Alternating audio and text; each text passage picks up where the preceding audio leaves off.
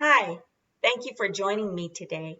I want to talk a little bit about Ezekiel chapter 48 and verses 18 and 19. And when I was reading that this morning, I got the thought, we got to work. And in this passage, God was designating pasture land surrounding the cities in Israel for the people who worked in the city. And I thought, wow, that's interesting because if they work in the city, they already have a job. And yet God said, I'm going to set this land aside for you and you need to till it. In other words, you need to work it. You need to grow your crops or whatever in this pasture land that I set aside for you. And that to me was like, wow, we can't be lazy people. They couldn't go, I guess, like to the grocery store and just pick up a little of this and pick up that. And so, in spite of the fact that they worked, if you will, a 9 to 5, I mean, maybe they were tent makers, or maybe they sold oil, or maybe they made fabric. They did that as their day job. They still had to till the land. They had to do some working overtime. They had to maybe work in the evenings or maybe work on Sunday because, Saturday was Sabbath, so they were not allowed to work then. But God said 6 days. So, they had to do more than a 9 to 5 in order to meet their needs. And you and I, we have to work.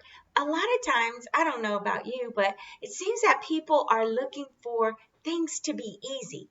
Now, God helped the people in the city because they didn't have to buy the pasture land. He set it aside for them. They didn't have to work and save up a down payment and all that. So God did make it easier. And God will make things easier for you. He will enable you to accomplish your dreams, but it won't be without your effort. It won't be without you working. You're going to have to put in that time. You're going to have to put in that effort. You're going to have to make those sacrifices to accomplish your goals and even to meet your needs. I think about when God told the children of Israel, he said, I'm going to give you the promised land. And, that didn't mean that they sat back, crossed their legs and folded their hands and it just fell in their lap. They had to fight.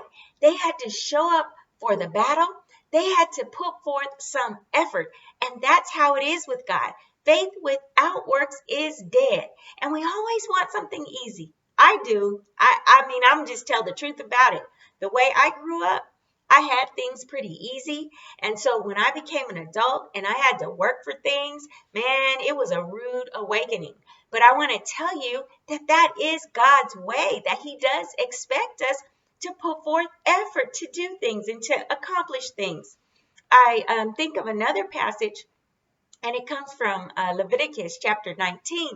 And God told the people, and these people had their own land.